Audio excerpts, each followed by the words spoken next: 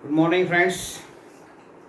Today, just we are going to start your syllabus 10th CBSC. It's from NCRT, and in that, particularly for chemistry, there are 5 chapters. And in that, fifth one is your periodic classification of elements. Periodic classification of elements. Already you studied about what are the elements, what are the different properties of elements, what are the different categories of elements. But here we are going to discuss about the classification of elements. तो दोस्तों सबसे पहले हमें देखना है what is the need of classification, why there is a need of classification of elements. Initially in 18th century there were just 30 elements. 30 elements were known. Therefore these elements can be easily studied separately one by one. Though at that time these elements were classified into 3 categories. Already you know that: metals, non-metals and metalloids. But after that what happens? Number of elements increases. Therefore for the systematic study of this element it is necessary to classify this element, because as the number of elements increase it is highly impossible to study every element separately. बहुत सारे elements अगर discover होता है तो हर एक element को हम easily study नहीं कर सकते, हर एक एलिमेंट का स्टडी हम नहीं कर सकते. Therefore it is necessary to classify. अगर मैंने हर एक एलिमेंट का स्टडी करना शुरू कर दिया तो बहुत सारी ईयर्स मुझे लग जाएंगे. तो अगर मैं कुछ एलिमेंट्स जिनके प्रॉपर्टीज सेम है एक साथ में उनका स्टडी करूं तो कम समय में मैं ज्यादा एलिमेंट्स का स्टडी कर सकता हूं. Therefore so as to become the study easy, so as to become their information easy, these elements were classified into some groups. Different scientists try to classify these elements. There are different criteria on which you can easily classify the elements. Initially in the 18th century just elements were classified as metals, non-metals and metalloids. But after that when the number of elements goes on increasing, very first in 1817 in 1817 first classification was given by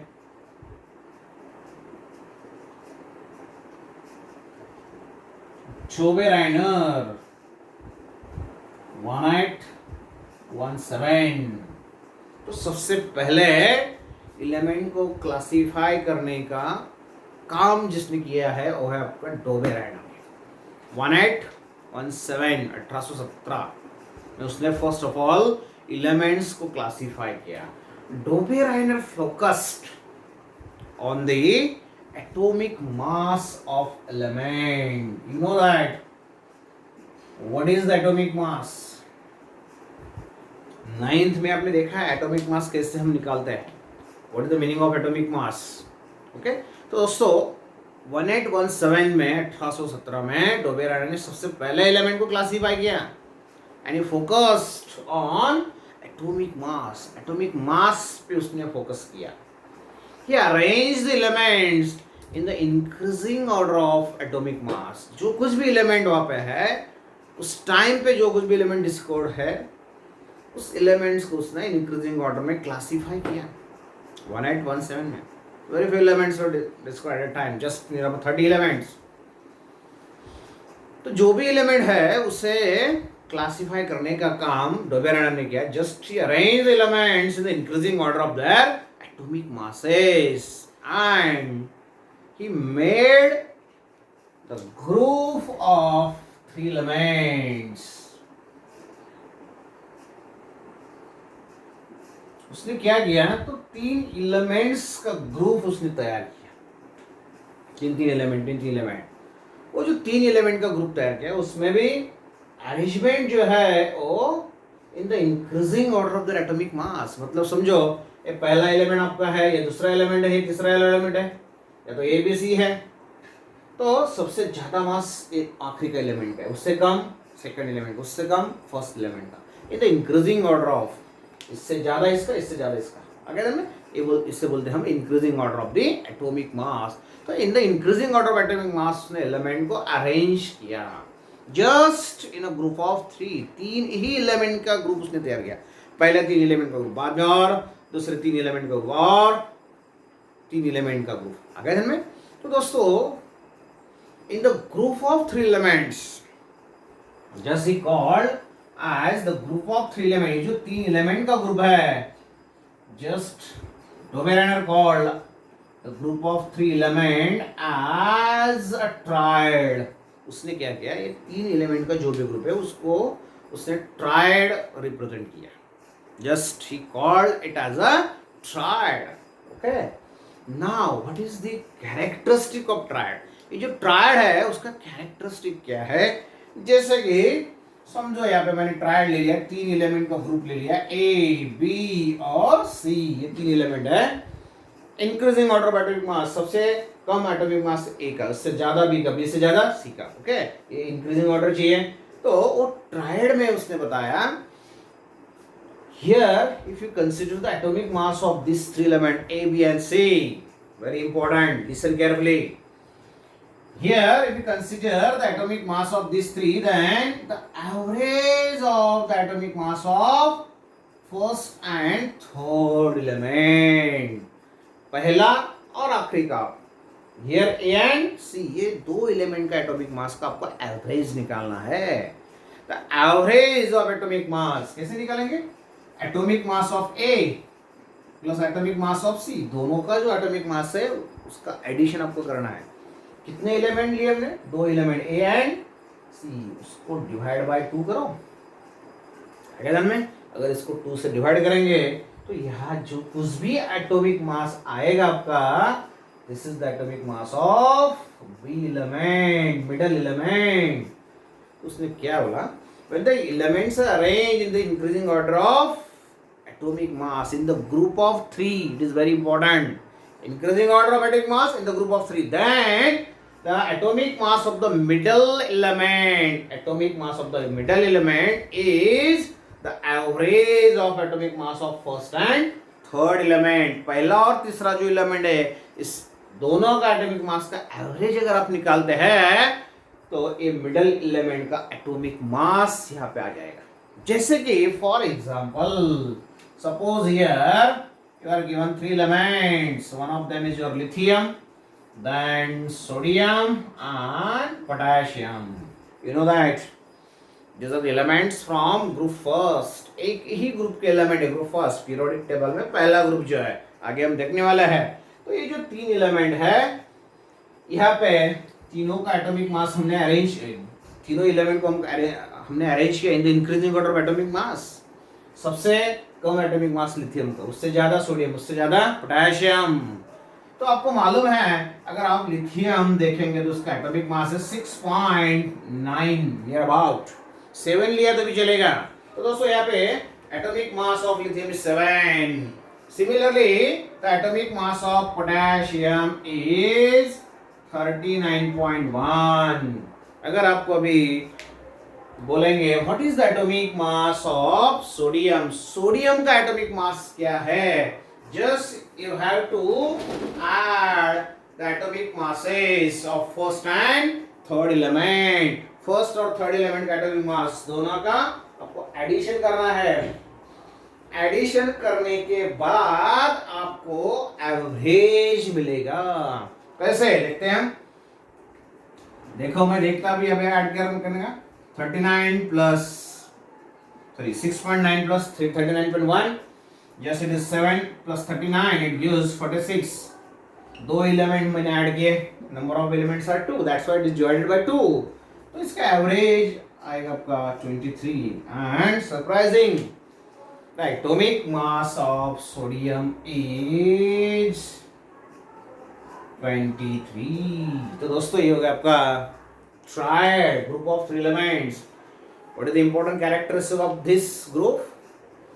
The group of 3 elements arranged in the increasing order of atomic mass, then the atomic mass of the middle element is the average of first and third, or the average of first and third atomic mass of first and third element is the atomic mass of the middle element. ऐसा अगर 3 element का group है तो उस 3 element group को हम बोलेंगे tried. Simply it is called the tried. तो बहुत सारे एग्जांपल्स हम यहाँ पे दे सकते हैं, नॉट बहुत सारे लेकिन कुछ एग्जांपल्स मैं आपको बताना चाहूंगा. जैसे कि वेरी फर्स्ट एग्जांपल हमने दे दिया यहाँ पे lithium potassium, lithium sodium potassium. Then second one is calcium strontium barium. Again it is your Dobereiner's triad. Dobereiner triad first, Dobereiner triad second, then chlorine, bromine and iodine. Doberan's tried third. This is from group second. This is from group, पहले ही बताया मैंने आपको, group first.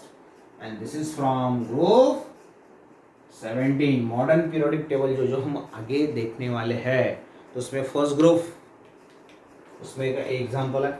Second group का example है calcium strontium barium.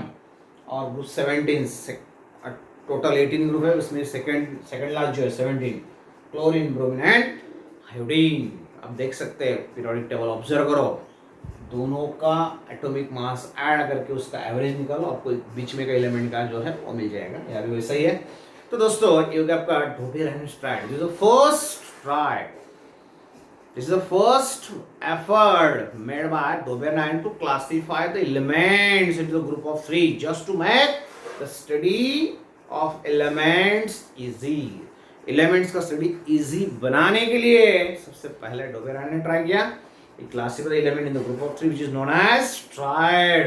उसका character से आपको पता है, इंक्रीजिंग ऑर्डर ऑफ एटॉमिक मास से अरेंज किया, और वो जो 3 एलिमेंट है ग्रुप ऑफ 3 एलिमेंट है, उसमें बीच में का एलिमेंट का एटॉमिक मास जो है वो एवरेज है फर्स्ट एंड थर्ड का. This is simple conclusion of your Dobereiner's triad. तो दोस्तों यहाँ पे भी ये होगा आपका first classification. Now the second classification which was given by Newland. Therefore now we are going to discuss about the classification which was given by Newland, which is known as Newland's law of octaves. Newland's law of octaves. तो दोस्तों अभी Newland's law of octaves क्या है? जैसे triads means group of 3 element, तो वैसे octaves means group of 8? No, this is not the group of 8.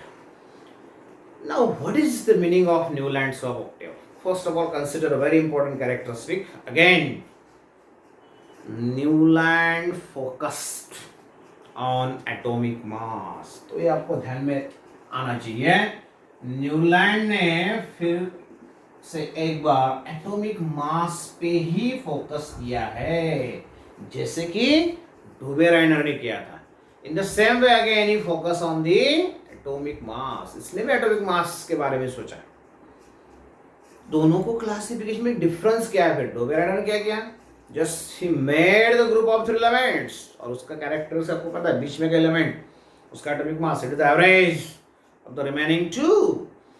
In case of Newland, he arranged the element again in the increasing order of atomic mass, and he suggested that, listen carefully, he suggested that every 8th element, हर एक आने वाला 8वां element जो है first, उसके बाद में 8वां, first second third fourth fifth 5 6 7 and then 8, पहले के बाद में जो 8वां है, every 8th element having same properties as that of first. उसके जो प्रॉपर्टीज है एट एलिमेंट के, that properties are similar to the first element. आठवां जो एलिमेंट उसके प्रॉपर्टी फर्स्ट को मैच होते हैं। आठवां element that's what is called the octaves। Okay, now consider the example. Suppose here you are given the element hydrogen. Suppose the second element is lithium, then beryllium, boron, carbon, nitrogen, oxygen. तो दोस्तों कितने element हो गए देखो, very simple. 1 2 3 4 5 6 7 हो गए 7 element. Hydrogen से लेके ऑक्सीजन तक 7 एलिमेंट आपके हो गए। अभी आठवां एलिमेंट जो मैं प्लेस करने वाला हूं, that one is your fluorine. अगर fluorine, then sodium, then magnesium, aluminium, silicon, phosphorus, sulfur। Sulphur के बाद आने वाला नेक्स्ट एलिमेंट आपका क्लोरीन। क्लोरीन, बाद में पोटेशियम, बाद में कैल्शियम। ऐसे बहुत सारे एलिमेंट्स यहाँ पे हम देख सकते हैं।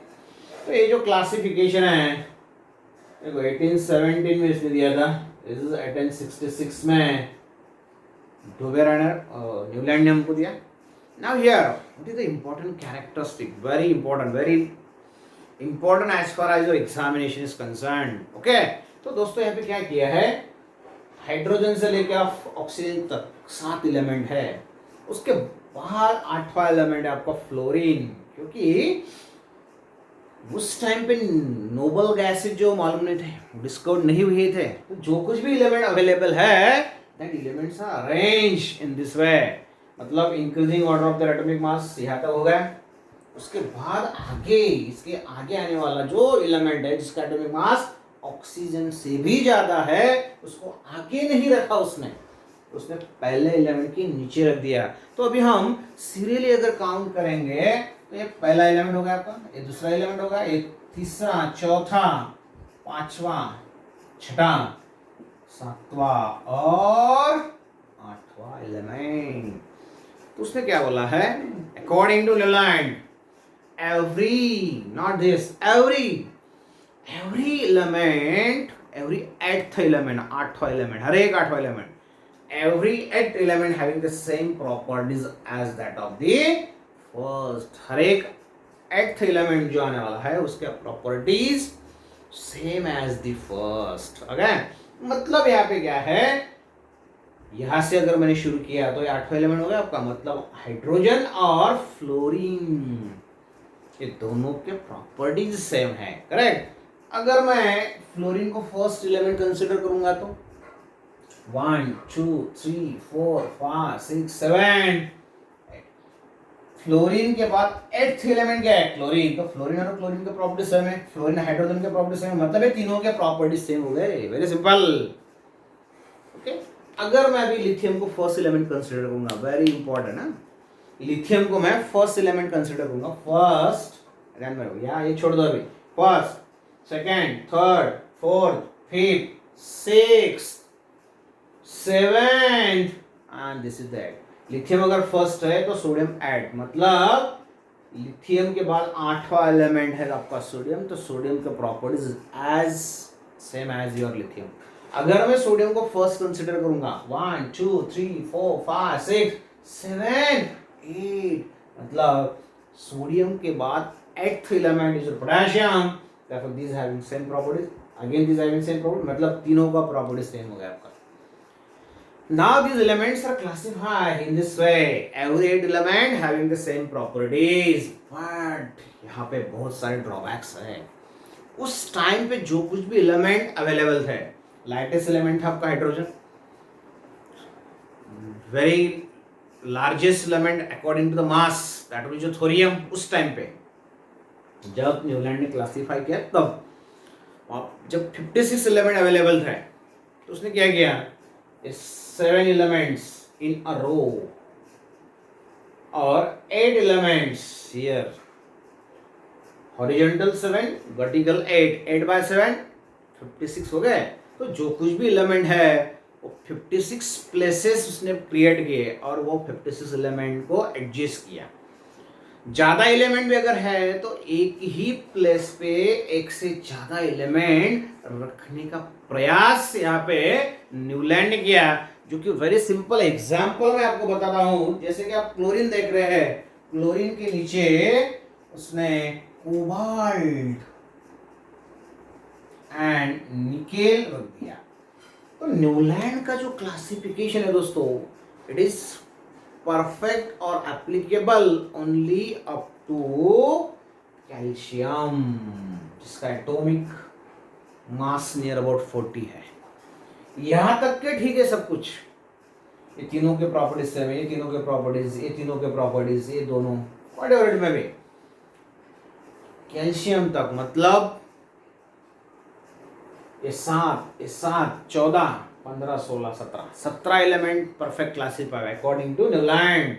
उसने जो भी बताया वो correct, but only up to calcium. उसके बाद में इट इज नॉट सेटिस्फैक्ट्री। जैसे कि आप देखो यहाँ पे, तो पहला बहुत बड़ा ड्रॉबैक ये है दोस्तों यहाँ पे कि एक ही जगह पे 2 एलिमेंट प्लेस किए, ऐसा नहीं होना चाहिए। एक एलिमेंट को एक सेपरेट प्लेस होना चाहिए, ये पहला ड्रॉबैक। एक ही जगह पे कोबाल्ट और निकेल दोनों आ गए। ओके, दूसरा बहुत बड़ा ड्रॉबैक क्या है, अगर आप फ्लोरीन हाइड्रोजन को छोड़ देते थोड़ी देर के लिए, फ्लोरीन क्लोरीन के बारे में सोचेंगे दोस्तों, तो ये दोनों मोस्ट इलेक्ट्रोनेगेटिव एलिमेंट। ये तो फ्लोरीन सबसे ज्यादा इलेक्ट्रोनेगेटिव, आगे तो हम देखेंगे। सबसे इलेक्ट्रॉन अट्रैक्ट करने वाला एलिमेंट है, इलेक्ट्रोनेगेटिव एलिमेंट नॉन मेटल है। क्लोरीन भी नॉन मेटल है, ये भी नॉन मेटल है, हाइड्रोजन भी नॉन मेटल है। तो नॉन मेटल के ही नीचे हमने यहाँ पे कोबाल्ट निकेल को रख दिया। कोबाल्ट निकेल मेटल्स है, तो ये तो बिल्कुल नहीं चलने वाला है। मेटल के नीचे मेटल आना चाहिए, नॉन मेटल के नीचे नॉन मेटल आना चाहिए, क्योंकि सभी के प्रॉपर्टीज सेम रहने वाले हैं। Hydrogen shows the same property as the fluorine, fluorine shows with chlorine, chlorine shows with cobalt. No, cobalt and nickel are the metals. These are metals and these are your non-metal. तो non-metal के property अलग है वे, metal के अलग है दोस्तों। तो ये तो गलत हो गया है। तो ऐसे बहुत सारे खामियां इसमें है, ड्रॉबैक्स इसमें हैं। Therefore this classification again ruled out. डोबेरानर के इसमें वही हुआ है। सिर्फ 3 ऐसे ट्रायड्स है जो मैंने आपको बताया, lithium sodium potassium, chlorine bromine iodine, calcium transom barium. ये 3 अगर आपने छोड़ दिए ट्रायड, तो बाकी तो कुछ मैच होता नहीं है उसमें। मतलब फर्स्ट और थर्ड का एवरेज बीच में का एलिमेंट नहीं निकलता दोस्तों। तो जितने भी एलिमेंट है उस टाइम पे अवेलेबल, वो भी पूरे क्लासीफाई नहीं हो सकते थे। अगर किए भी तो उसमें बहुत सारे ड्रॉबैक है। तो दोनों जो क्लासिफिकेशन दिए है, डोबेरानर का भी और न्यूलैंड का भी, that one was ruled out.